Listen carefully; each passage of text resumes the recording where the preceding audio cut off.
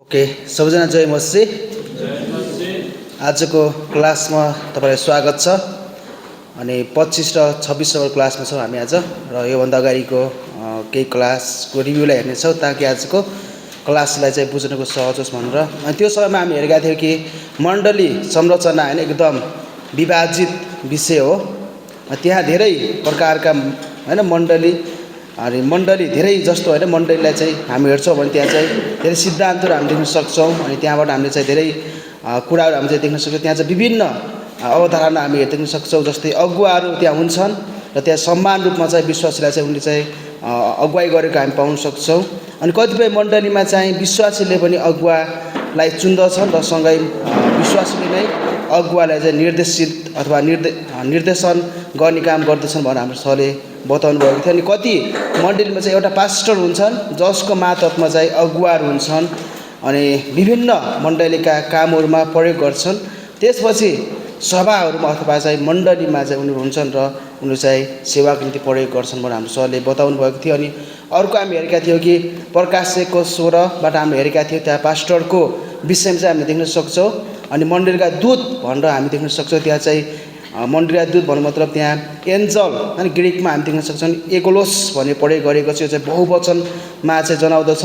अनि यो चाहिँ स्वर्गदूत नभइकन चाहिँ के हो त साधारण अर्थमा हामी देख्न सक्छौँ नि सन्देशवाहकलाई चाहिँ हामी देख्न सक्छौँ भनेर हाम्रो सरले भन्नुभएको थियो। अनि अर्को हामी हेर्छौँ भने पास्टर शिक्षकको दोहोरो भूमिकाको विषयमा पनि हाम्रो सरले हामीलाई बताउनु भएको थियो। पास्टर र शिक्षकहरू चाहिँ हामी पास्टर र शिक्षक भनेको चाहिँ एउटै नाम हो। अनि यसको चाहिँ हाम्रो सरले ग्रिक शब्द पनि भन्नुभएको थियो।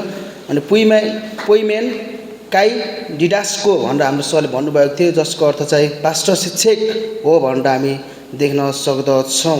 अनि यसमा चाहिँ हाम्रो सरले अत्यन्त अद्भुत रूपमा हामीलाई भन्नुभएको थियो विश्वासीले परमेश्वरको विषयमा चाहिँ सिक्नु तालिम लिन आवश्यक छ। सँगै पास्टर शिक्षकले पनि त्यसमा पनि सिक्न आवश्यक छ, सिकाउन आवश्यक छ। अनि पास्टर शिक्षक चाहिँ दुई गुणाको चाहिँ आदरको योग्य हुन आवश्यक छ भनेर हाम्रो सरले बताउनु भएको थियो।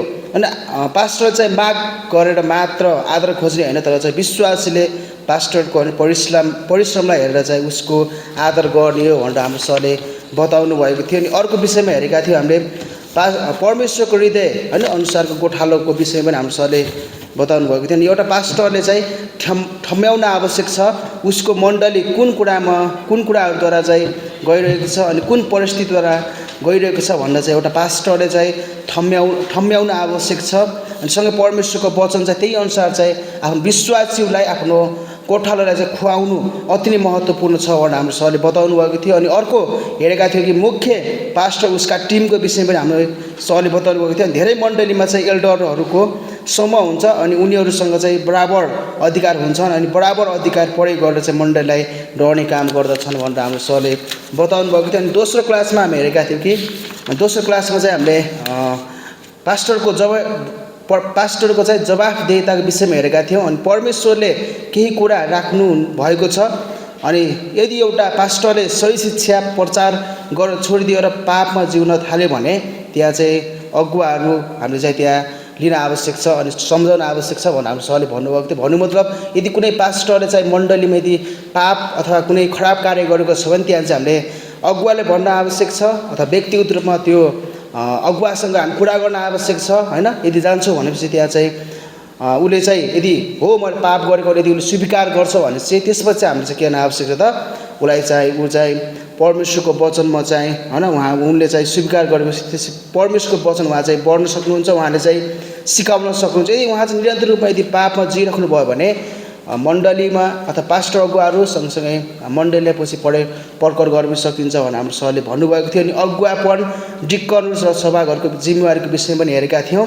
अनि हामीले अरू धेरै विषयमा हेरेका थियौँ। जस्तै अब एउटा पास्टरको बाइबलले चित्र के हो त भनेर हामीले त्यहाँ हेरेका थियौँ। अनि बाइबलले हामीलाई स्पष्ट रूपमा एउटा पास्टरको चित्र प्रदान गरेको हामी पाउन सक्छौँ जुन परमेश्वरको दृष्टिकोण अनुसार चाहिँ चित्र हो भनेर हाम्रो सरले बताउनु भएको थियो। अनि अर्को भनेको चाहिँ होइन अर्को भनेको पास्टर एउटा चाहिँ प्रवक्ता परमेश्वरको प्रवक्ता हो भनेर हाम्रो सरले बताउनु भएको थियो। अनि के कुराले चाहिँ पास्टरलाई चाहिँ पास्टर बनाउँदछ भन्दा एक नम्बरमा चाहिँ पास्टर हुनुको लागि चाहिँ परमेश्वरद्वारा बोलाउनु पर्दछ। दोस्रो नम्बर चाहिँ आत्मिक रूपमा योग्य हुन आवश्यक छ र तेस्रो भनेको प्रशस्त मात्रामा चाहिँ तयारी हुन आवश्यक छ भनेर हाम्रो सरले बताउनु भएको थियो। अनि पास्टरको कार्यहरूको विषयमा हामी हेरेका थियौँ। अनि त्यस्तै अरू विभिन्न होइन अद्भुत कुरा हामी हेरेका थियौँ। हुन्छ हामी रिभ्यूलाई राखिन्छ र हाम्रो आदरणीय टिचरलाई स्वागत गर्नेछौँ। धन्यवाद छ परमेश्वर पिता, तपाईँ महान परमेश्वर, तपाईँ जीवित परमेश्वर हुन्छ प्रभु। तपाईँले हामीलाई यो समय दिनुभयो, हामीलाई एकसाथमा भेला गर्नुभएको थियो। धन्यवाद छ परमेश्वर पिता र हामीलाई सहायता गर्नुहोस्। सँगै पढाउने टिचरलाई पनि तपाईँको हातमा लाग्दछ परमेश्वर पिता। सुन्ने सुनाउने विषयमा तपाईँले सहायता गर्नुहोस्। सँगै तपाईँको वचनलाई लिन निम्ति र हृदयका ढोका खोलिदिनुहोस्। सँगै सुन्ने कानहरू जागृत पारिदिनुहोस् भन्ने प्रार्थना गर्छु प्रभु। धन्यवाद छ सबै कुरा तपाईँको हातमा राख्दै माग्छु प्रभु येशू ख्रीष्टको नाममा, आमेन। हुन्छ हामी टिचरलाई स्वागत गर्छौँ।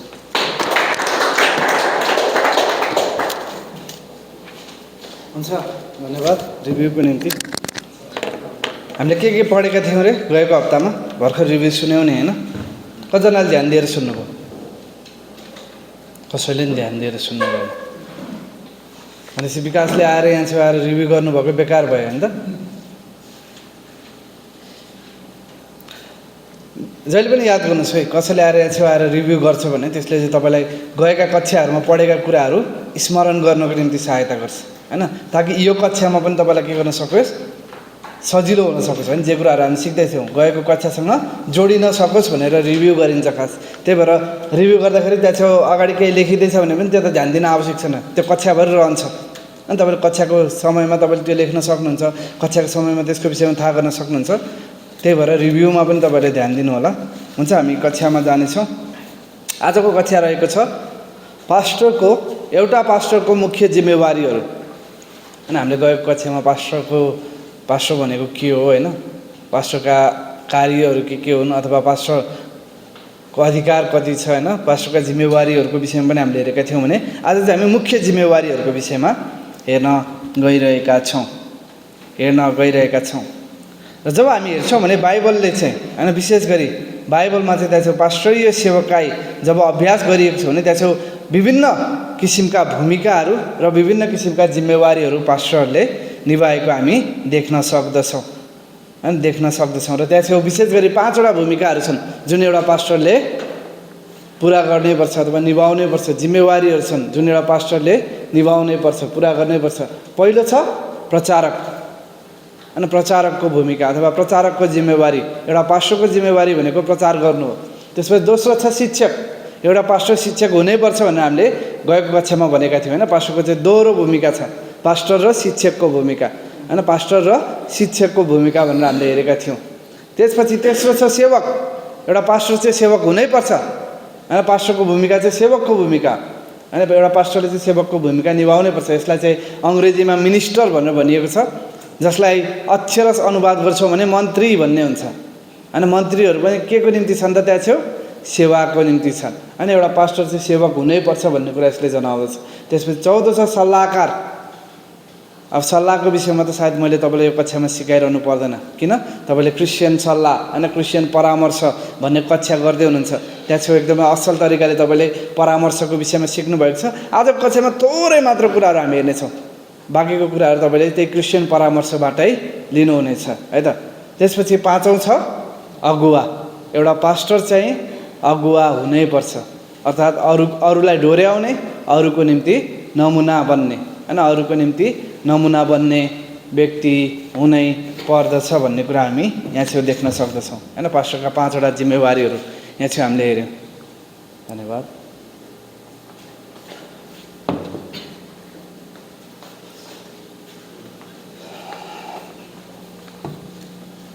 र जसरी हामीले गएका कक्षाहरूमा हेऱ्यौँ होइन, त्यहाँ चाहिँ एउटा पास्टरले चाहिँ विभिन्न भूमिकाहरूमा तब मात्रै प्रभावकारी हुनसक्छ होइन? तब मात्र ऊ प्रभावकारी हुनसक्छ जब उसको परमेश्वरसँगको सङ्गति के हुन्छ, ठिक हुन्छ होइन? जब उसको परमेश्वरसँगको सङ्गति चाहिँ पहिलो प्राथमिकतामा हुन्छ।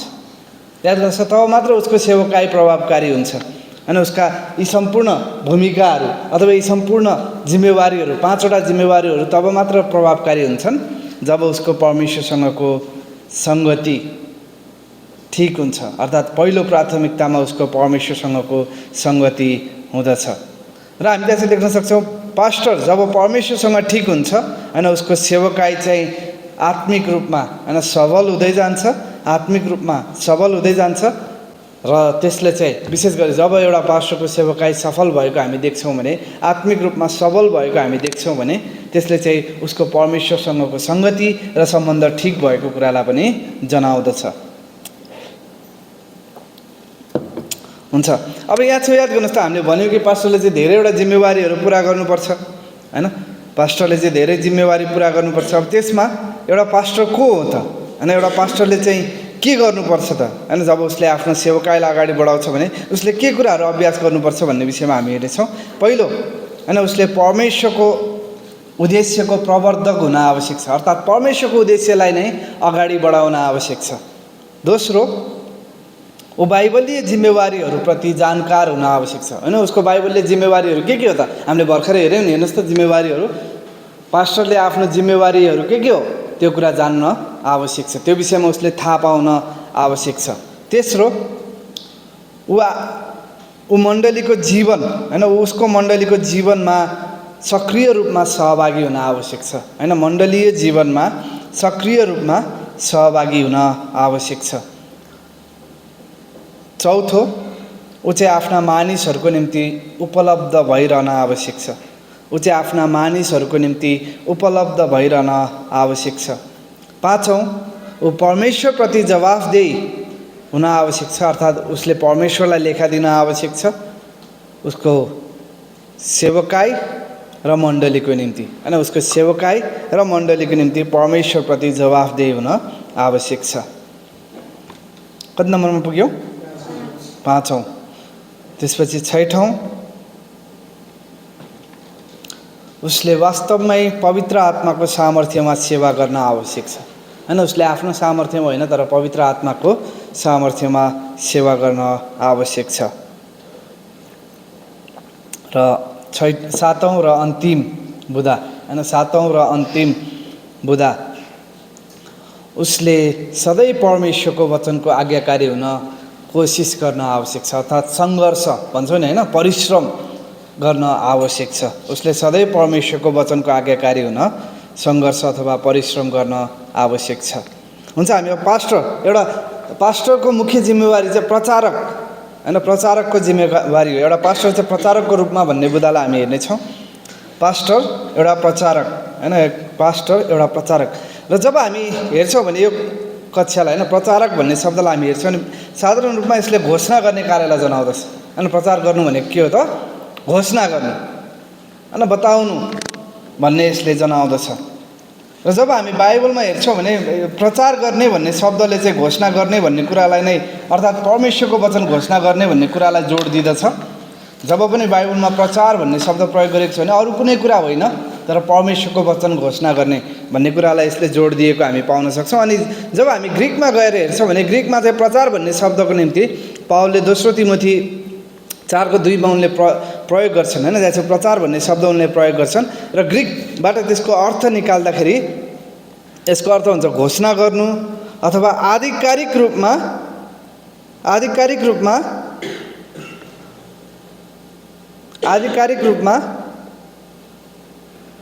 दाबी गर्नु, ठुलो स्वरले दाबी गर्नु अथवा सार्वजनिक रूपमा बताउनु भन्ने यसको अर्थ आउँदछ है। घोषणा गर्नु, आधिकारिक रूपमा दाबी गर्नु, ठुलो स्वरले दाबी गर्नु अथवा सार्वजनिक रूपमा बताउनु भन्ने यसको अर्थ आउँदछ।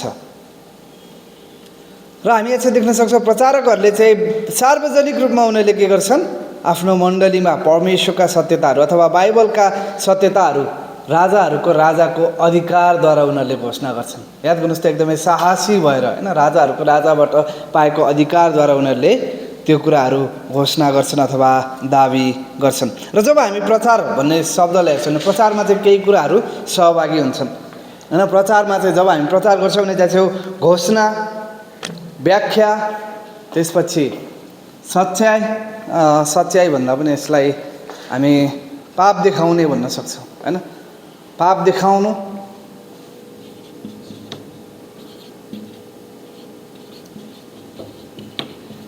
अर्ती, सच्याइ अथवा सच्याउनु,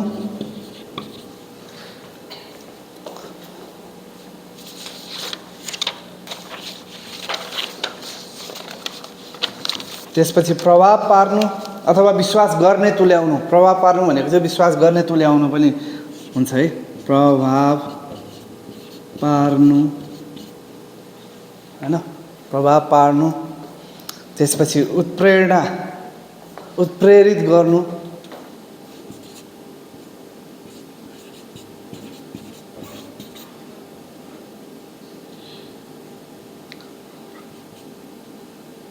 उत्प्रेरित गर्नु। त्यसपछि उन्नति गराउनु हैन, उन्नति।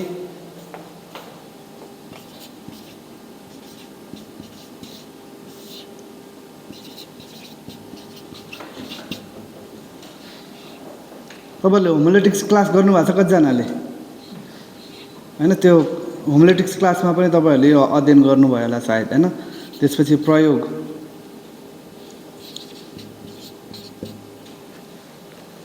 याद गर्नुहोस् त, प्रचारमा यी कुराहरू सहभागी हुन्छन्। अनि जब एउटा प्रचारकले प्रचार गर्छ भने यी कुराहरू हैन, त्यसो प्रचारमा सहभागी हुन आवश्यक छ अथवा प्रचारमा यी कुराहरू हुन आवश्यक भएको हामी देख्न सक्छौँ। अनि प्रचार भनेको चाहिँ घोषणा गर्नु भनेर अघि नै पनि हामीले भनिसक्यौँ, र परमेश्वरको वचनलाई व्याख्या गर्नु ताकि मानिसहरूले के गर्न सकुन्, त्यसलाई आज्ञा पालन गर्न सकुन् हैन, ताकि मानिसहरूले त्यसलाई पालन गर्न सकुन्।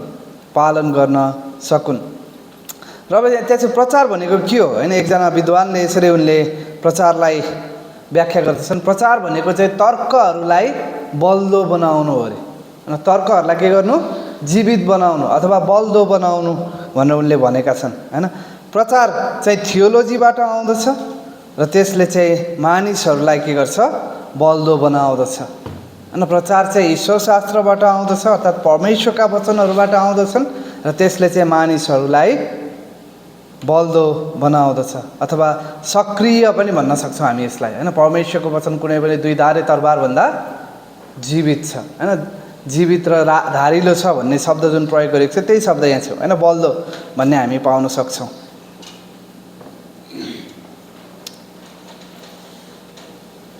त्यसपछि हामी देख्न सक्छौँ एउटा पास्टरले जब प्रचार गर्छ भने उसको पुल्पिटबाट उसले त्यहाँ छेउ मानिसहरूमा चाहिँ दर्शन र उत्प्रेरणा सञ्चार गर्न आवश्यक छ।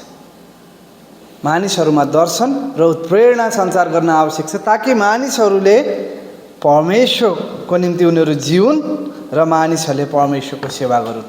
याद गर्नुहोस्, एउटा प्रचारकले जब प्रचार गर्छ भने त्यहाँ छेउ मानिसहरूलाई उसले दर्शन र उत्प्रेरणा प्रदान गर्न आवश्यक छ ताकि मानिसहरू परमेश्वरको निम्ति जिउन सकुन् र उनीहरूले परमेश्वरको सेवा गर्न सकुन्।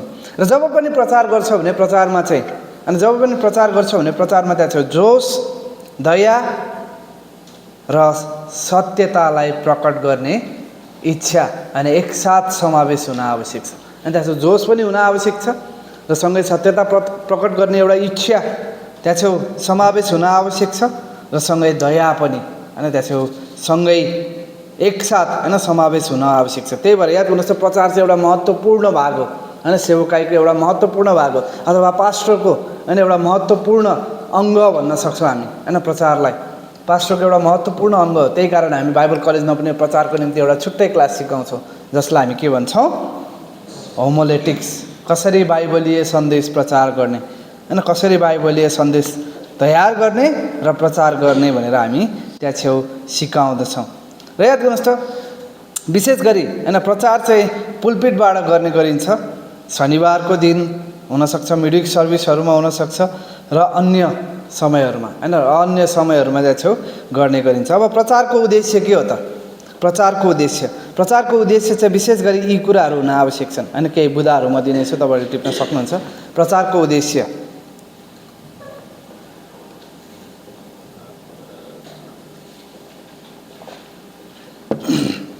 मानिसहरूलाई परमेश्वरको वचन प्रेम गर्ने तुल्याउनको निम्ति अगुवाई गर्न।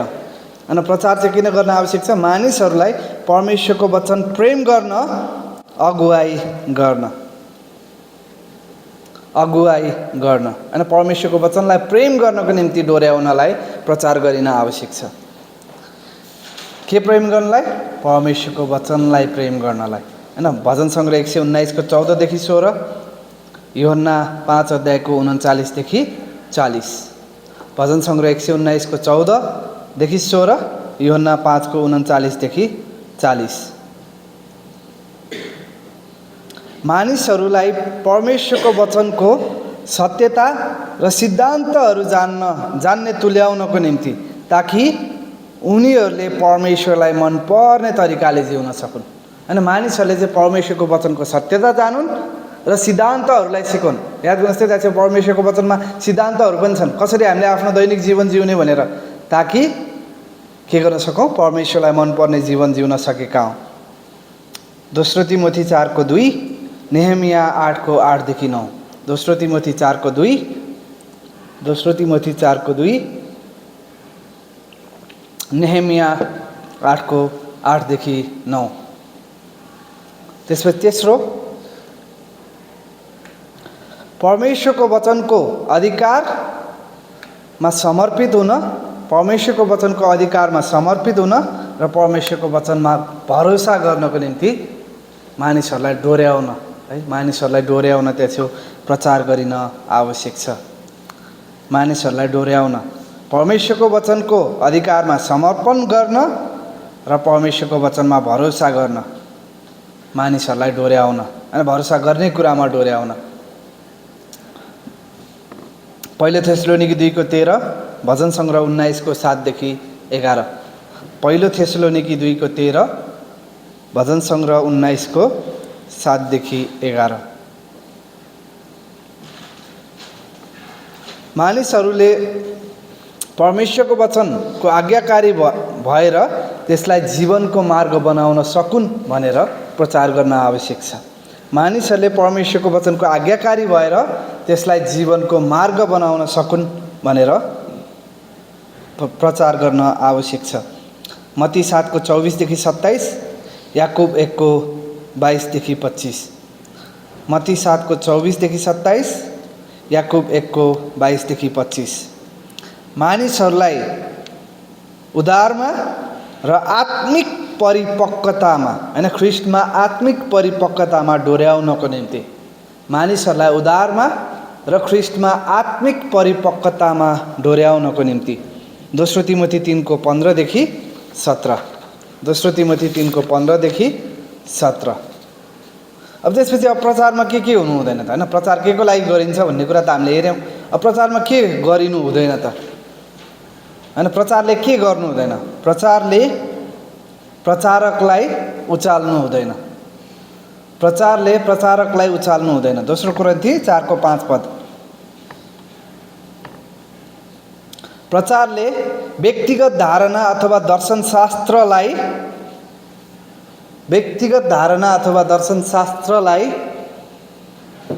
प्रोत्साहन गर्नु हुँदैन। प्रचारले व्यक्तिगत धारणा अथवा दर्शनशास्त्रलाई प्रोत्साहन गर्नु हुँदैन।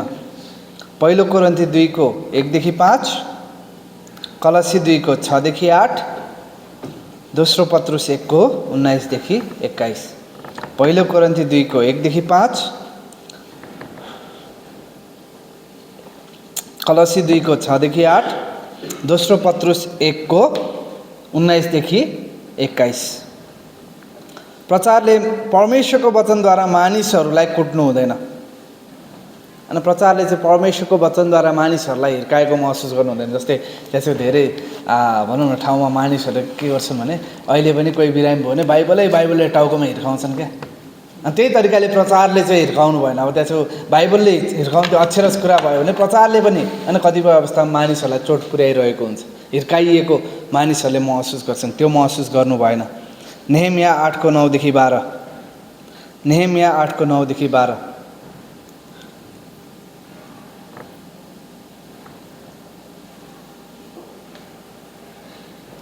मानिसहरूलाई पाप देखाइन आवश्यक छ, होइन। प्रेमद्वारा, याद गर्नुहोस् त, प्रेमद्वारा सत्यतासहित मानिसहरूलाई उनीहरूको पाप देखाइन आवश्यक छ। तर कायल पार्ने काम चाहिँ पवित्र आत्मालाई नै छोडिन आवश्यक छ, होइन। कायल पार्ने काम कसको हो? पवित्र आत्माको, होइन। सत्यता, प्रेमसहित सत्यता चाहिँ त्यहाँ प्रसारण गर्न आवश्यक छ। मानिसहरूलाई उनीहरूको पाप देखाइदिन आवश्यक छ। तर कायल पार्ने काम चाहिँ पवित्र आत्मालाई नै छोडिन आवश्यक छ। पहिलो थेसलोनिकी 1 को 4 देखि 5। पहिलो थेसलोनिकी 1 को 4 देखि 5।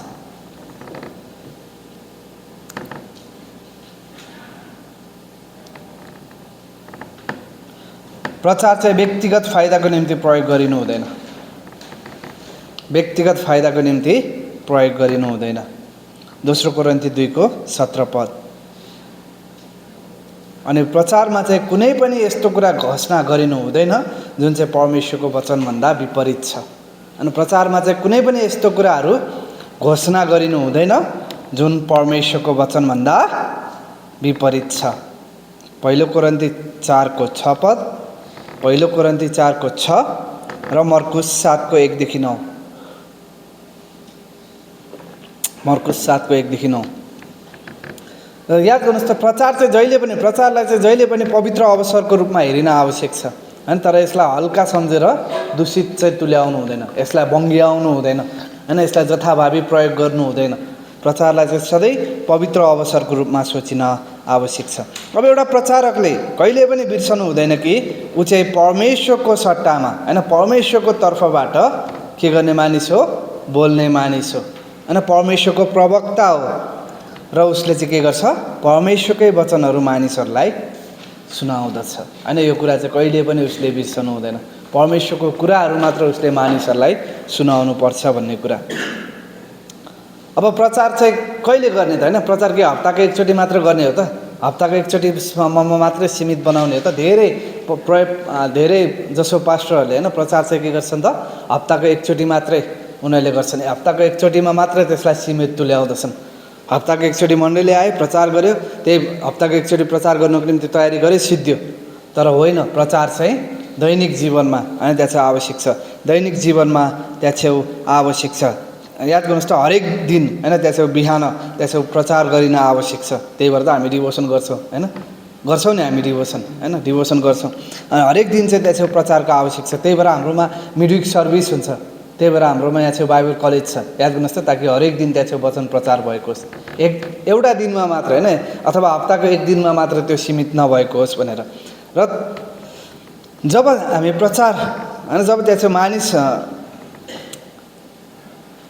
प्रचार चाहिँ जहिले पनि बाइबल केन्द्रित हुन आवश्यक छ, तब मात्र यो प्रभावशाली हुन्छ।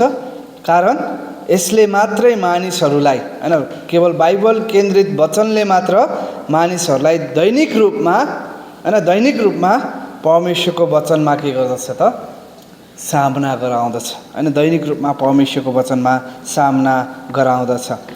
उत्तम आत्मिक भोजन चाहिँ आत्मिक भेडाहरूको निम्ति के हो त, पोषणयुक्त हैन, पोषणयुक्त खानाहरू हुन् हैन, पोषणयुक्त खानाहरू, सन्तुलित भोजन भन्छौँ नि हैन, सन्तुलित भोजन भन्छौँ नि। अनि त्यो चाहिँ परमेश्वरको वचनबाट मात्र आउँछ।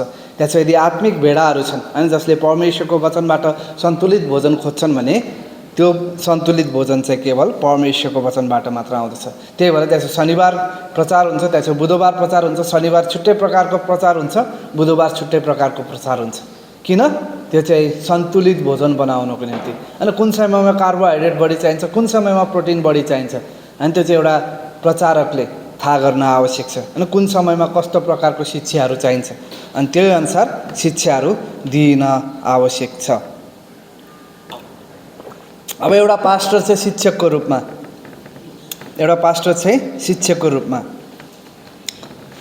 जब हामीले अस्तिको कक्षामा पनि हेरिसकेका छौँ, त्यहाँ चाहिँ पास्टर र शिक्षक हैन दुईवटा फरक कार्यालयहरू हो, तर यो चाहिँ एउटै व्यक्तिलाई दिएको छ। याद गर्नुहोस् त, पास्टरलाई चाहिँ दुवै कार्यालयहरू एउटै व्यक्तिमा दिएको छ, अनि जब हामी ग्रिक शब्द हेर्छौँ हैन, शिक्षाको निम्ति ग्रिक शब्द हेर्छौँ भने दोस्रो थेसलोनिकी 2 को 15 मा यसले चाहिँ कुनै व्यक्तिलाई बताउनु, के गर्ने भन्ने बताउनु अथवा निर्देशन गर्नु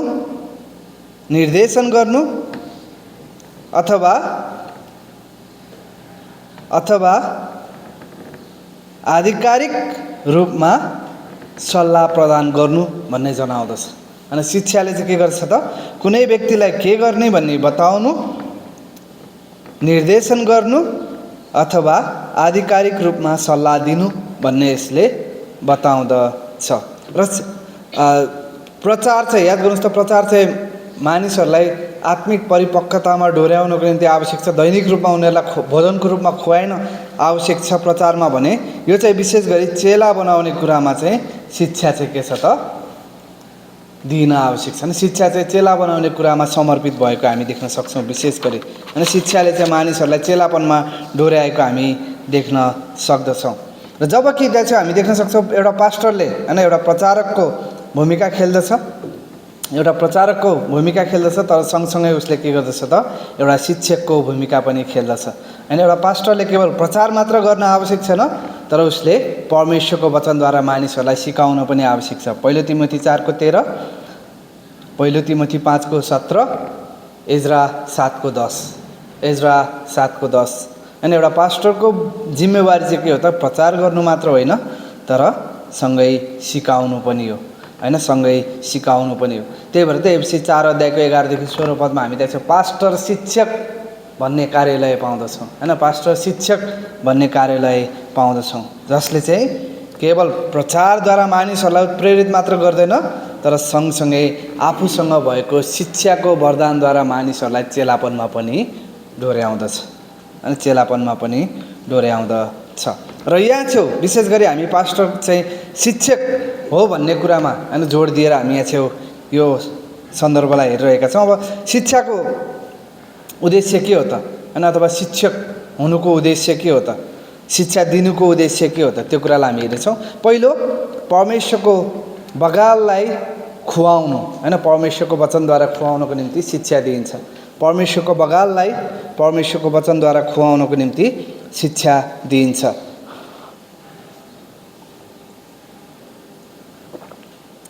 र अब खुवाउने कुरामा के कुराहरू सहभागी हुन्छ। पहिलो शिक्षा नै, जसलाई चाहिँ एजुकेसन भन्छौँ हामी अङ्ग्रेजीमा, ज्ञान दिनु।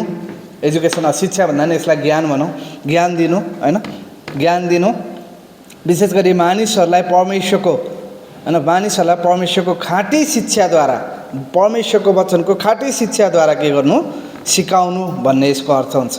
ज्ञान प्रदान गर्नु अथवा शिक्षा दिनु, सिकाउनु भन्ने शब्दलाई हामी हेर्दैछौँ यहाँ छौँ। खुवाउने कुरामा चाहिँ पहिला सिकाउनु भन्ने कुरा सहभागी हुन्छ, जसमा चाहिँ मानिसहरूलाई परमेश्वरको वचनको खाँटी शिक्षाद्वारा सिकाउनु भन्ने यसको अर्थ आउँदछ। तीतस 2:1, मत्ती 28:20, जाओ र सारा संसारमा सबै जातिका मानिसहरूलाई के गर, मैले तिमीहरूलाई सिकाएका कुराहरू पालन गर्न के गर, सिकाओ।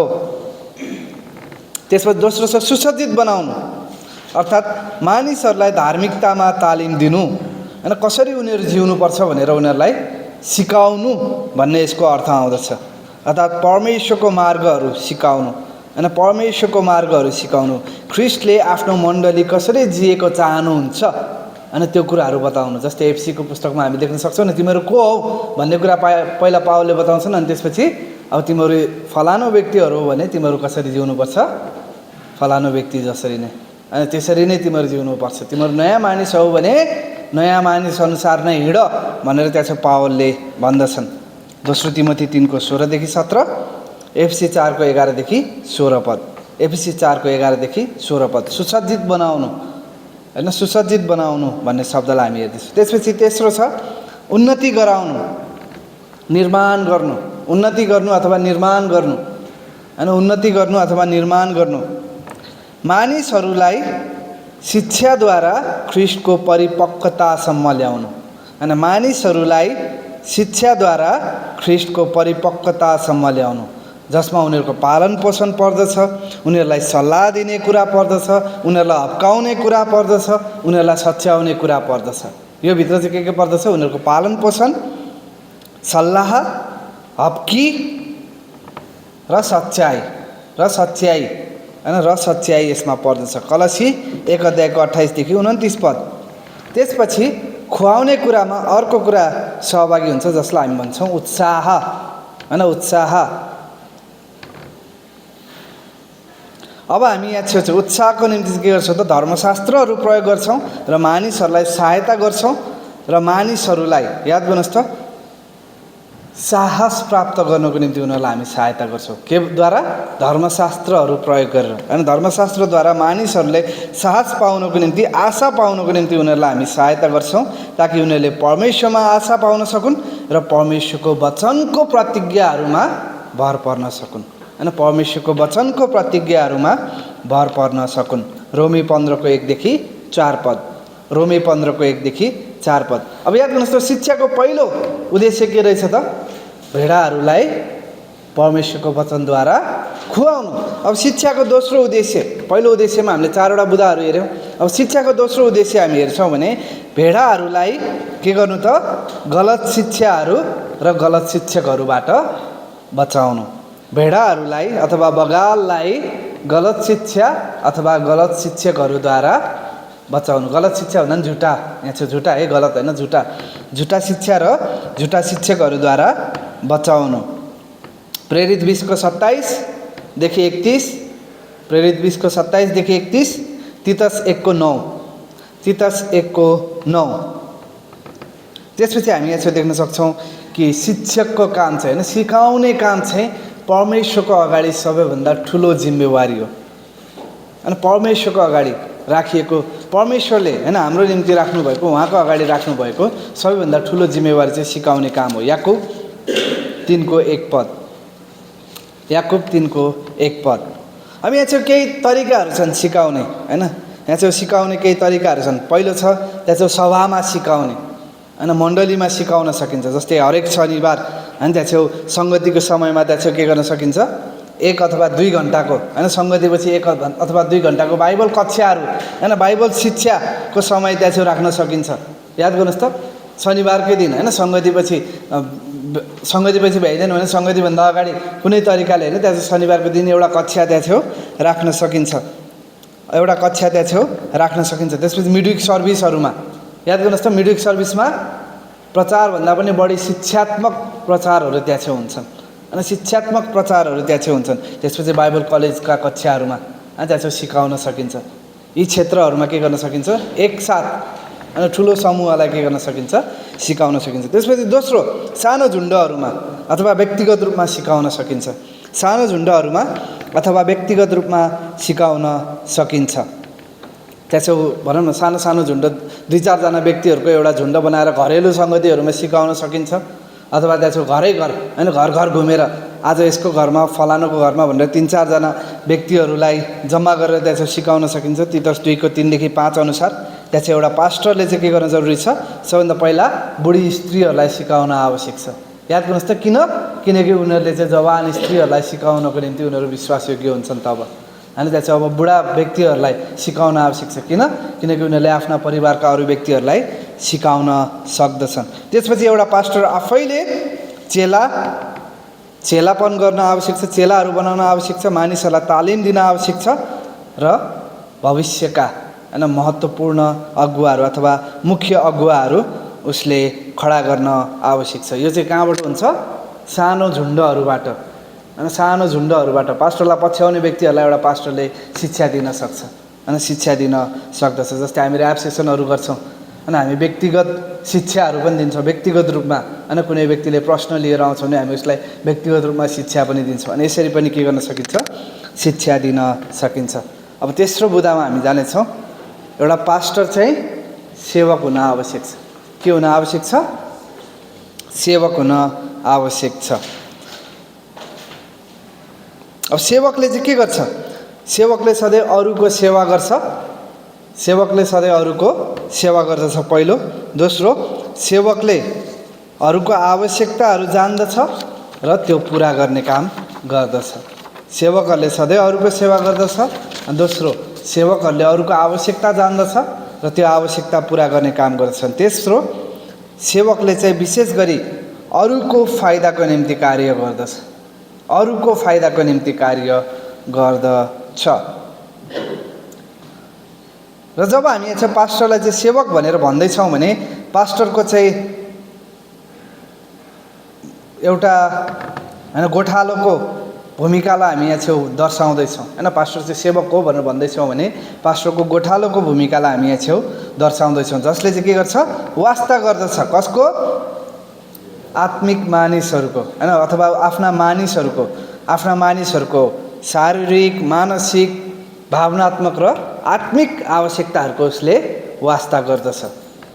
जब पनि हामी यहाँ पास्टरलाई एउटा सेवक भन्छौँ भने उसलाई चाहिँ एउटा गोठालोको रूपमा हामीले दर्शाइरहेका हुन्छौँ र त्यसमा पहिलो कार्य उसले के गर्दछ, आफ्ना मानिसहरूको शारीरिक अथवा भौतिक भन्न सक्छौँ हामी यसलाई, मानसिक भावनात्मक र आत्मिक खाँचोहरूको वास्ता गर्दछ।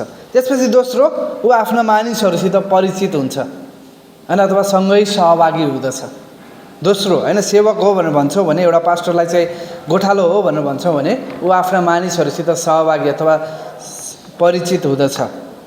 तेस्रो, उसले व्यक्तिगत रूपमा उनीहरूको पालन पोषण गर्दछ, उनीहरूलाई सान्त्वना प्रदान गर्दछ र सँगै उत्साह दिँदछ होइन। उसले व्यक्तिगत रूपमा उनीहरूको पालन पोषण गर्दछ, सान्त्वना प्रदान गर्दछ र उनीहरूलाई उत्साह दिँदछ। र त्यसपछि चौथो कुरा हामी देख्न सक्छौँ भने उसले सधैँ अरूको सट्टामा होइन अरूको निम्ति सेवा गर्दछ होइन। उसले सधैँ अरूको सट्टामा अथवा अरूको निम्ति सेवा गर्दछ। र अब एउटा पास्टरलाई चाहिँ हामी सेवक भन्छौँ भने उसले सधैँ त्यहाँ होइन प्रेमसहित के गर्दछ त, परिश्रम गर्दछ। एउटा पास्टरलाई चाहिँ हामी सेवक भन्छौँ भने अब उसको सेवकको कार्य चाहिँ सधैँ प्रेमसहितको परिश्रम हुन्छ होइन। त्यहाँ उसले सधैँ आफ्नो बगालको वास्ता गर्दछ र सधैँ आफ्नो बगालको निम्ति फिक्री गर्दछ, एकसाथ र व्यक्तिगत रूपमा। एकसाथ सम्पूर्ण बगालको उसले फिक्री गर्दछ र व्यक्तिगत रूपमा पनि हरेकको उसले फिक्री गर्दछ। त्यहाँ चाहिँ हामी हेर्छौँ भने बाइबलमा विशेष गरी पास्टर र सेवकको निम्ति, पास्टर चाहिँ एउटा सेवकको रूपमा हो भनेर दर्शाउनको निम्ति दुईवटा महान खण्डहरू प्रयोग गरिएको छ है। पहिलो भजन सङ्ग्रह 23 अध्याय, दोस्रो यूहन्ना 10 अध्याय होइन। दोस्रो यूहन्ना 10 अध्याय त्यहाँ चाहिँ हामी देख्न सक्छौँ एउटा पास्टर अथवा एउटा गोठालो चाहिँ सेवक हो होइन, उसले कति वास्ता गर्छ भन्ने विषयमा त्यहाँ बताइएको छ। अनि जब यो खण्डहरू हामी पढ्छौँ भने त्यहाँ हामी देख्न सक्छौँ केही कुराहरू होइन। जस्तै उसले आफ्नो भेडाहरूलाई प्रेम गर्छ, आफ्नो भेडाहरूको सुरक्षा गर्छ, आफ्नो भेडाहरूलाई डोर्याउँछ र अगुवाई गर्छ, आफ्नो भेडाहरूको निम्ति प्रबन्ध गरिदिन्छ अर्थात् उनीहरूको आवश्यकताहरू जुटाइदिन्छ। ऊ सधैँ आफ्नो भेडाहरूसँग रहन्छ, उपस्थित रहन्छ होइन। र उसले हरेक भेडासँग व्यक्तिगत सम्बन्ध उसको हुन्छ र उसले हरेकको विषयमा होइन घनिष्ठ ज्ञान उसँग हुन्छ, हरेकसँगको एउटा घनिष्ठ ज्ञान उसँग हुन्छ। र त्यसपछि त्यहाँ ऊद्वारा भेडाहरू सुरक्षित महसुस गर्छन् होइन, ऊद्वारा भेडाहरूले सुरक्षित महसुस गर्छन्। र त्यसपछि उसले आफैलाई बलिदान गर्दछ होइन भेडाहरूको निम्ति, र सँगै उसले भेडाहरूलाई एकतामा राख्दछ र उनीहरूको बिचमा सहकार्य बनाइ राख्दछ। र जब एउटा गोठालोले होइन प्रेमपूर्वक आफ्ना भेडाहरूलाई डोर्याउँछ भने उनीहरूले पनि के गर्छन्, सो इच्छाले आफ्नो गोठालोलाई पछ्याउँदछन्। जब एउटा गोठालोले प्रेमपूर्वक आफ्नो भेडाहरूलाई डोर्याउँछ भने भेडाहरूले पनि के गर्छन्, बगालले पनि के गर्छ, सो इच्छाले उसलाई पछ्याउँदछन्।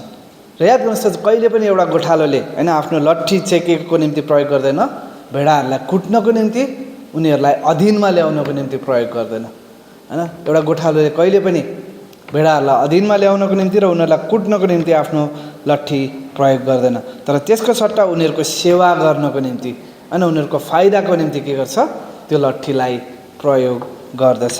येशू ख्रीष्टले भन्नुहुन्छ होइन, म मेरा भेडाहरूलाई चिन्दछु र मेरा भेडाहरूले मलाई चिन्दछन्, मेरा भेडाहरूले मेरो आवाज सुन्छन् र उनीहरूले मलाई पछ्याउँछन्। यूहन्ना 10:14 र 27 पद, यूहन्ना 10:14 र 27 पद। एउटा पास्टर तब मात्र प्रभावकारी हुनसक्छ आफ्नो सेवामा होइन सेवकाईमा, तब मात्र प्रभावकारी हुनसक्छ जब उसले आफ्ना मानिसहरूलाई व्यक्तिगत रूपमा चिन्दछ। कसरी चिन्दछ? व्यक्तिगत रूपमा चिन्दछ होइन, व्यक्तिगत रूपमा चिन्दछ। र त्यसपछि उसले आफ्ना मानिसहरूलाई चिनेको कारण होइन जानेको कारण आफ्ना मानिसहरूलाई के गर्छ, डोर्याउँदछ। अनि उनीहरूले के गर्छन्, उसलाई भरोसा गर्दछन् र उनीहरूले उसलाई पछ्याउँदछन्। त्यसपछि हामी देख्न सक्छौँ कि उसले परमेश्वरद्वारा दिनुभएको त्यो स्थानलाई एउटा ईश्वरीय अवसरको रूपमा प्रयोग गर्दछ। अधिकार भन्दा पनि ईश्वरीय अवसरको रूपमा प्रयोग गर्दछ आफ्नो पदलाई, होइन, ईश्वरीय अवसरको रूपमा आफ्नो पदलाई प्रयोग गर्दछ। तपाईँले गोठालोको निम्ति केही पदहरू तपाईँले टिप्न सक्नुहुन्छ। असल गोठालो अथवा सेवकको निम्ति पहिलो पत्रुस 5:1-4, एफिसी 4:11-12, दोस्रो तिमोथी 2:2, होइन। उसले व्यक्तिगत रूपमा आफ्ना बगालको आवश्यकताहरूको वास्ता गर्दछ र मण्डलीमा उनलाई सुम्पिएका मानिसहरूको, होइन, मण्डलीमा उनलाई सुम्पिएका मानिसहरूको स्याहार सुसार उसले गर्दछ। त्यसपछि दोस्रो कुरा हामी देख्न सक्छौँ, उसले आफ्ना बगाललाई सुसज्जित बनाउँदछ र तालिम दिँदछ ताकि उसको अधीनतामा ती बगालले पनि परमेश्वरको सेवा गर्न सकेका हुन्, परमेश्वरको सेवा गर्न सकेका हुन्। अब एउटा पास्टर, होइन, सेवकको रूपमा उसको भनौँ न विशेष सेवकाईका क्षेत्रहरू के हुन सक्छन् त? पहिलो, आफ्ना मण्डलीका मानिसहरूलाई भेटघाट गर्नु, अनि एउटा सेवकको रूपमा उसले के गर्छ?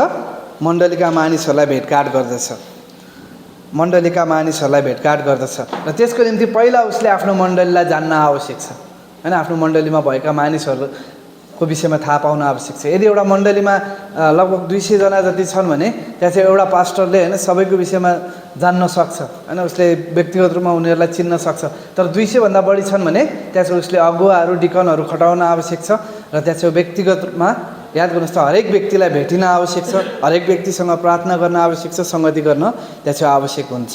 अनि त्यही भएर त्यहाँ चाहिँ अगुवाहरू र डिकनहरूको आवश्यकता पर्दछ। अनि एउटा पास्टरले आफ्नो मण्डलीका सदस्यहरूलाई जान्नको निम्ति त्यहाँ चाहिँ एउटा फर्महरू, होइन, मण्डलीमा उनीहरूले बनाउन सक्छन्, जसमा नाम हुनसक्छ, उमेर, होइन, उनीहरू कहाँ बस्छन्, उनीहरूको फोन नम्बर हुनसक्छ, उनीहरूको इमेल ठेगाना हुनसक्छ, होइन। त्यसपछि उनीहरूको श्रीमान अथवा श्रीमतीको नाम, बुवा आमाको नाम, होइन, छोराछोरीको नामहरू, सम्पूर्ण डिटेलहरू, अनि उनीहरूसँग कुन प्रकारको क्षमता छ मण्डलीमा सेवा गर्ने, होइन, त्यो कुराहरू, अनि सँगै उनीहरूको आवश्यकताहरू के छन् त, विशेष आवश्यकताहरू, ती कुराहरूको विषयमा थाहा पाउनको निम्ति त्यहाँ चाहिँ फर्महरू बनाइन सकिन्छ, भर्न लगाउन सकिन्छ। अनि जब त्यो कुराहरू थाहा हुन्छ नि पास्टरले, याद गर्नुहोस् त, हरेक व्यक्तिलाई व्यक्तिगत रूपमा भेट्न आवश्यक छ। एउटा पास्टरले कम्तीमा पनि वर्षमा एकपटक, होइन, एउटा व्यक्तिसँग, प्रत्येक व्यक्तिसँग व्यक्तिगत रूपमा भेटघाट गर्न आवश्यक छ। अब जब एउटा पास्टरले चाहिँ आफ्ना मानिसहरूसँग भेटघाट गर्न जान्छ भने यो चाहिँ छोटो हुन आवश्यक छ। यो भेटघाट धेरै लामो हुनु हुँदैन, 15 देखि 30 मिनटको भेटघाट हुनसक्छ। अनि त्यसको व्यक्तिगत समय, अनि व्यक्तिगत रूपमा त्यो व्यक्तिलाई जान्न आवश्यक छ, होइन। अझ उसले मण्डलीमा त्यो व्यक्तिलाई व्यक्तिगत रूपमा जान्न सकेको हुँदैन, त्यो समयमा उसले त्यो व्यक्तिको व्यक्तिगत कुराहरू, अनि व्यक्तिगत रूपमा जान्नको निम्ति उसँग व्यक्तिगत कुराहरू उसले गर्न सक्छ। सँगै उनीहरूले प्रार्थना गर्न सक्छन्, उसले प्रार्थना गर्न सक्छन्। अनि त्यसपछि त्यो व्यक्तिलाई चाहिँ कम्तीमा वर्षको 1 चोटिदेखि 2 चोटि भेटिन आवश्यक छ। अनि जब पनि भेट गरिन्छ भने त्यहाँ चाहिँ यो व्यक्तिलाई चाहिँ भेटियो भनेर त्यहाँ चाहिँ रेकर्ड राख्न आवश्यक छ, होइन, रेकर्ड राख्न आवश्यक छ, ताकि अर्कोचोटि, होइन, थाहा होस् कि उसँग भेटघाट गरिएको थियो कि थिएन भनेर, होइन, भेटघाट गरिएको थियो कि थिएन भनेर। त्यसपछि हामी देख्न सक्छौँ अर्को सेवा, होइन, सेवाको अर्को कार्य भनेको, एउटा पास्टरको सेवाको अर्को कार्य भनेको बिरामीहरूलाई भेटघाट गर्नु। जब कुनै व्यक्ति बिरामी हुन्छ भने त्यहाँ छेउ त्यो व्यक्तिलाई पनि भेटघाट गर्न आवश्यक छ। त्यो व्यक्तिको पहिलो कुरा, त्यो व्यक्तिको स्वास्थ्य अवस्था जानिन आवश्यक छ, कस्तो अवस्था छ। त्यसपछि उसलाई अब हस्पिटलमा छ भने हस्पिटलमै गएर उसलाई भेट्न आवश्यक छ। अनि त्यहाँ छेउ यो भेटघाट पनि छोटो, अनि त्यहाँ छेउ बनाउन आवश्यक छ। धेरै लामो भेटघाट गर्नु हुँदैन, अनि छोटो भेटघाट 10-15 मिनटको भेटघाट गर्ने, अनि उसको अवस्थाहरू के छ त्यहाँ छेउ बुझ्ने, होइन, अनि उसलाई प्रेम र वास्ता देखाउने,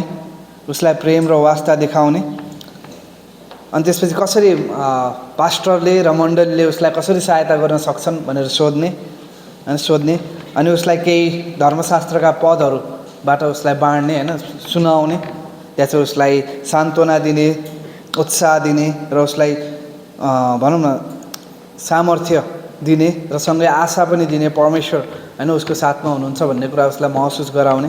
अनि उसँग छोटो व्यक्तिगत प्रार्थना गर्न सकिन्छ, जसमा जुन प्रार्थनामा चाहिँ परमेश्वरको प्रेम वास्ताहरूलाई, होइन, त्यसो समावेश गर्न सकिन्छ। अनि उसको परिवारसँग उपयुक्त ठाउँमा बसेर प्रार्थना गर्न सकिन्छ।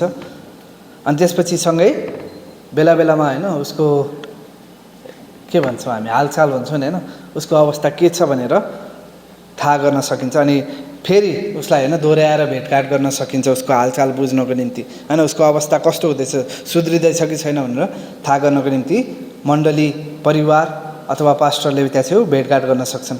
यो विषयमा चाहिँ हामी रोमी 12 अध्यायको 9 देखि 13, दोस्रो कोरिन्थी 1 अध्यायको 3 देखि 9 पदमा पाउन सक्दछौँ।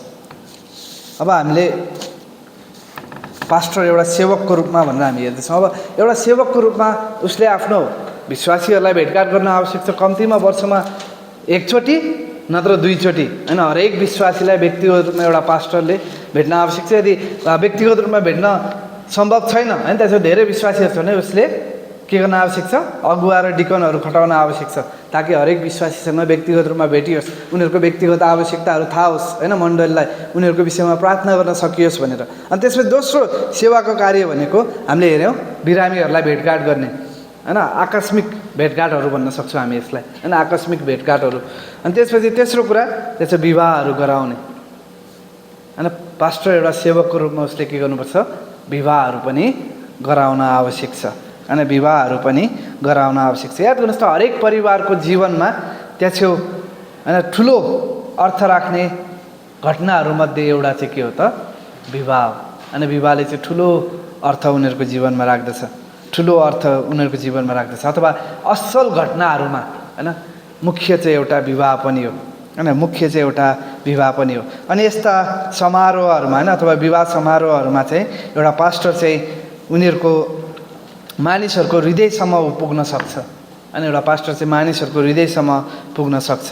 अनि त्यहाँ चाहिँ अब पास्टरले चाहिँ विवाह गर्नको निम्ति मानिसहरूलाई सल्लाहहरू दिने होइन के भन्छ अझ यसलाई सल्लाह भन्दा पनि के भन्छ विवाह गर्नको निम्ति कोही व्यक्ति विवाह गर्नको निम्ति उमेर पुगिसकेको छ भने उनीहरूलाई होइन विवाह गर्नको निम्ति केटालाई केटी अथवा केटीलाई केटाहरू देखाउने होइन उसँग कस्तो हुन्छ तिम्रो सम्बन्ध भनेर उनीहरूलाई बताउने। अनि विवाहभन्दा अगाडि होइन विवाहको विषयमा त्यहाँ छेउ पास्टरले मण्डलीमा के गर्न जरुरी छ शिक्षा दिन आवश्यक छ होइन विवाहको विषयमा। जस्तै विवाह भनेको चाहिँ के हो त बाइबलीय सन्दर्भमा होइन विवाह भनेको चाहिँ प्रेममा केन्द्रित हुन आवश्यक छ होइन प्रेममा केन्द्रित अठोट र सहयात्रा हो होइन अनि सङ्गति हो र सञ्चार हो होइन विवाहमा चाहिँ प्रेममा केन्द्रित अठोट सहयात्रा सङ्गति र सञ्चार हुन आवश्यक छ भन्ने कुराहरू सिकाउने। अनि त्यसपछि विवाह भनेको चाहिँ एउटा नयाँ परिवारको सुरुवात हो होइन नयाँ परिवारको सुरुवात हो भन्ने कुरा सिकाउने। जस्तै श्रीमान अथवा श्रीमती चाहिँ आफ्नो घर छोडेर होइन आफ्नो श्रीमान अथवा श्रीमतीसँग बसेर नयाँ परिवार सुरु गर्ने कुरा होइन एउटा बाइबलीय विवाह चाहिँ त्यो हो नयाँ परिवार सुरु गर्ने कुरा हो भन्ने कुरा विषयमा बताउने। अनि विवाहमा चाहिँ श्रीमान र श्रीमतीको अलग अलग भूमिकाहरूको विषयमा सिकाउने होइन पास्टरको जिम्मेवारी हो। त्यसपछि विवाहमा होइन त्यहाँ दुवैले एकअर्कासँग मनोरञ्जन गर्ने कुराहरूको विषयमा पनि बताउने भनेको जस्तै उनीहरूले भनौँ न एकअर्कासँग शारीरिक होइन आत्मिक र भावनात्मक मनोरञ्जन साटासाट गर्ने एउटा सम्बन्ध हो भन्ने विषयमा पनि उनीहरूलाई बताउने। र त्यसपछि विवाहमा हुने आनन्दहरू र विवाहमा हुने तनावहरूको विषयमा पनि उनीहरूलाई शिक्षा दिने यस्ता कुराहरू चाहिँ सहभागी हुन्छन् होइन।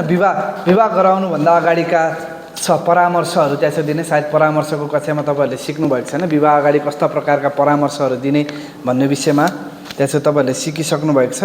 त्यसै कारण विवाह अगाडिको परामर्शहरू दिने काम चाहिँ एउटा पास्टरले गर्नुपर्दछ। अनि विवाह गराउँदाखेरि होइन विशेष गरी जब त्यहाँ चाहिँ एउटा पास्टरले विवाह गराउँछ भने विवाह गर्नुभन्दा अगाडि उनीहरूलाई विवाह पूर्व दिइने परामर्श दिइन्छ। अनि त्यसपछि विवाह एउटा पास्टरले गर्छ नि जब एउटा पास्टरले विवाह गर्छ भने विवाहको रूपरेखा कस्तो हुन्छ होइन कसरी उसले विवाह दिन सक्छ।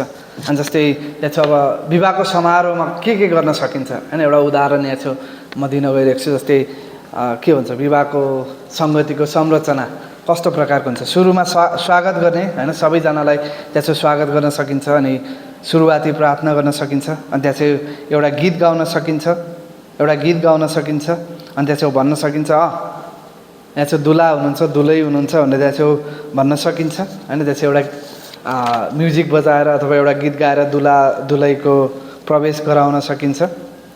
अनि त्यसपछि दुला र दुलैलाई परिचित गराउने अनि त्यसपछि विवाहको सन्देश बाँड्ने। अनि विवाहको सन्देशमा विशेष गरी होइन त्यहाँ चाहिँ सुसमाचार सुनाइन आवश्यक नै छ। हामीलाई थाहा छ होइन पास्टर बुवाले कसरी त्यहाँ चाहिँ विवाह दिनुहुन्छ। अनि त्यहाँ चाहिँ हरेक विवाहको सन्देशमा चाहिँ के हुन्छ, त्यहाँ चाहिँ सुसमाचार सुनाइन्छ। अनि मानिस कसरी यस संसारमा आयो, अनि विवाह कसरी सुरु भयो, अनि परमेश्वरले मानिसलाई कति प्रेम गर्नुहुन्छ, मानिसलाई कसरी बचाउन चाहनुहुन्छ भन्ने कुराहरू त्यहाँ चाहिँ बताउनुहुन्छ। अनि विवाहको सन्देशपछि त्यहाँ चाहिँ एउटा गीत गाउन सकिन्छ। अनि विवाहको करारहरू त्यहाँ चाहिँ बाँध्न सकिन्छ, विवाहको करार बाँध्न सकिन्छ। त्यसपछि रिङ भनेको औँठी साटासाट गर्न सकिन्छ। अनि त्यसपछि त्यहाँ चाहिँ विवाहको सर्टिफिकेटहरूमा हस्ताक्षर गराउन सकिन्छ र अन्तिममा प्रार्थना गरेर विवाहलाई अन्त्य गर्न सकिन्छ होइन। अनि त्यसपछि त्यहाँ चाहिँ भोजहरू हुन सक्छन्। अनि त्यसपछि होइन प्रार्थनापछि हामी त्यहाँ चाहिँ घोषणा गर्न सक्छौँ अब चाहिँ फलानु फलानुको श्रीमती फलानु फलानुको श्रीमान भयो भनेर। अनि त्यहाँ चाहिँ भोजहरू हुनसक्छ। अनि पास्टरको एउटा सेवकको रूपमा होइन उसले त्यहाँ चाहिँ विवाहका कार्यहरू गर्न आवश्यक छ, सँगै अन्त्येष्टिका कार्यहरू पनि गर्न आवश्यक छ होइन। अन्त्येष्टिको कार्य पनि कस्तो हुन्छ, अन्त्येष्टिको कार्यमा पनि त्यही प्रकारको कुरा हुन्छ होइन। अन्त्येष्टिमा पनि त्यहाँ चाहिँ विशेष गरी मानिसहरूले चाहिँ त्यहाँ चाहिँ सुसमाचार सुनाइन आवश्यक छ होइन। मानिसहरूलाई चाहिँ सुसमाचार सुनाइन आवश्यक छ। एउटा पास्टरको जिम्मेवारी चाहिँ के हो त, अन्त्येष्टि गर्नुपर्ने। अनि कति ठाउँहरूमा त्यहाँ चाहिँ विवाह गर्नको निम्ति अन्त्येष्टि गर्नको निम्ति पास्टरसँग लाइसेन्स छ कि छैन भनेर त्यहाँ चाहिँ सोध्ने चलन हुन्छ होइन। आफ्नो ठाउँअनुसार आफ्नो कुराहरू हुन्छ। तर त्यहाँ चाहिँ एउटा व्यक्ति जसले आफ्नो भकालको हेरचाह गरिरहेको छ भने उसले के गर्न सक्छ, विवाह समारोह होइन, विवाहको कार्यहरू, अन्त्येष्टिको कार्यहरू, प्रभुभोजका कार्यहरू गर्न सक्छ, बप्तिस्माका कार्यहरू गर्न सक्छ। यी सबै कुराहरू चाहिँ कहाँभित्र आउँछन्, सेवाभित्र होइन। एउटा पास्टर चाहिँ सेवक हो होइन, उसको सेवाको कार्यभित्र आउँदछन्। अनि जब पनि त्यहाँ चाहिँ अन्त्येष्टि हुन्छ भने अन्त्येष्टि गर्दाखेरि पनि होइन, अन्त्येष्टि गर्दाखेरि पनि उसले त्यहाँ चाहिँ भनौँ न मानिसहरूसँग उसले सहानुभूति जनाउन आवश्यक छ होइन। त्यहाँ चाहिँ रोमी 12 अध्यायको 15 पदमा हामी हेर्छौँ भने त्यहाँ चाहिँ भनेको छ रुनेहरूसित रोइदेऊ होइन, खुसी हुनेहरूसँग खुसी भइदेऊ होइन। त्यहाँ चाहिँ उसले अब त्यहाँ चाहिँ गएर वास्तवमै भनौँ न आँखाबाट आँसु झारेर गुवा रुनुपर्छ भन्ने होइन। तर कम्तीमा होइन त्यहाँ चाहिँ उनीहरूले आफ्नो परिवारको सदस्य गुमाएका छन्, पीडामा छन् र पास्टर पनि होइन, पास्टरले पनि भनौँ पास्टरलाई पनि त्यहाँ चाहिँ उसको निम्ति वास्ता भएको कारण पास्टर पनि पीडामा भएको कुराहरू त्यहाँ चाहिँ देखाइन आवश्यक छ। अनि जब त्यहाँ चाहिँ अन्त्येष्टिका सङ्गति सभाहरू गरिन्छ भने त्यहाँ चाहिँ सुरुमा गीतहरू गाउन सकिन्छ होइन, स्लो गीतहरू भनौँ होइन, स्लो गीतहरू गाउन सकिन्छ। अब कस्ता प्रकारका गीतहरू गाउने भनेर पास्टरले आफैले छान्न सक्नुहुन्छ। त्यसपछि त्यहाँ चाहिँ धर्मशास्त्र पदहरू पढ्न सकिन्छ, प्रार्थना गर्न सकिन्छ, फेरि गीत गाएर अनि त्यहाँ चाहिँ वचन प्रचार गर्न सकिन्छ। अनि त्यो व्यक्तिको विषयमा छोटो गवाईहरू होइन त्यहाँ चाहिँ दिन सकिन्छ, यो व्यक्ति कस्तो थियो भनेर। अनि अन्तिम प्रार्थना गरेर विदाई गर्न सकिन्छ होइन, विदाई गर्न सकिन्छ। अनि याद गर्नुहोस् जब पनि हामी त्यहाँ चाहिँ विवाहमा हुन्छौँ अथवा के भन्छौँ हामी अन्त्येष्टिको कार्यमा हुन्छौँ होइन, अन्त्येष्टिको सङ्गतिमा हुन्छौँ, त्यहाँ चाहिँ मुख्य कुरा चाहिँ सुसमाचार सुनाइन आवश्यक छ। अनि जब हामी अन्त्येष्टिको होइन अन्त्येष्टिको समारोह अथवा अन्त्येष्टि सङ्गति गरिरहेका हुन्छौँ भने त्यहाँ चाहिँ हामी फिलिपी 1 अध्यायको 21बाट भनौँ न उदाहरणको लागि एउटा उदाहरण प्रचार यहाँ चाहिँ हामी ल्याउन सक्छौँ होइन। उदाहरण प्रचार, मेरो निम्ति जिउनु ख्रिस्ट हो, मर्नु लाभ हो भनेर हामी भन्न सक्छौँ। अब के पायो त होइन, यो व्यक्ति मरेको त छ, हामी दुखित छौँ उसको निम्ति होइन, तर उसले केही कुराहरू पाएको छ होइन, उसको निम्ति केही फाइदाहरू भएको छ। के फाइदा भएको छ त, जस्तै उसले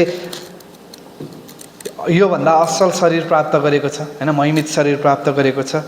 अब उसलाई कुनै पनि दुखाइहरू पीडाहरू होइन रोगहरू हुँदैन भनेर हामी भन्न सक्छौँ। उसले असल घर प्राप्त गरेको छ भनेर हामी भन्न सक्छौँ। यूहन्ना 14को 1-3 पद अनुसार, यूहन्ना 1को 23 पद अनुसार। अब उसले असल होइन अथवा उत्तम उत्तराधिकार पाएको छ भनेर हामी भन्न सक्छौँ। मत्ती 25को 21 पद अनुसार। र अन्तिममा अब ऊ उत्तम सङ्गतिमा छ भनेर हामी भन्न सक्छौँ होइन। मेरो निम्ति जिउनु ख्रिस्ट हो, मर्नु चाहिँ लाभ हो होइन, मर्नु चाहिँ लाभ हो।